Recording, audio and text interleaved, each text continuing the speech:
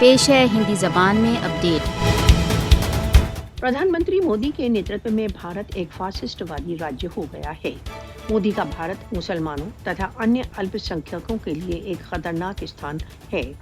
मोदी बहुत तेजी के साथ भारत में अल्पसंख्यकों के विरुद्ध आरएसएस विचारधारा थोप रहा है। अल्पसंख्यकों, विशेष रूप से मुसलमानों के विरुद्ध आक्रमण भारत की दिनचर्या का भाग बन चुका है। भारत में मुसलमानों, सिखों, ईसाइयों तथा निम्न जाति के हिंदुओं के रक्तपात में कई गुना वृद्धि हो गई है। मुसलमान, ईसाई, सिख तथा निम्न जाति के हिंदू भारत में भय की स्थिति में जीवन व्यतीत कर रहे हैं। हिंदू अतिवादी खुल्लम खुल्ला अल्पसंख्यकों के विरुद्ध हिंसा कर रहे हैं।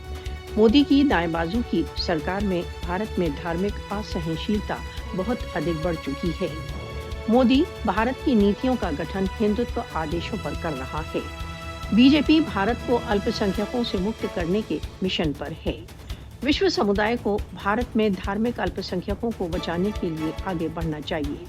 मोदी की फासिस्टवादी विचारधारा दक्षिण एशिया में शांति तथा स्थायित्व के लिए बहुत बड़ी चुनौती है। सार्वभौमिक समुदाय को एकजुट होकर मोदी की फासिस्टवादी विचारधारा से निपटना चाहिए।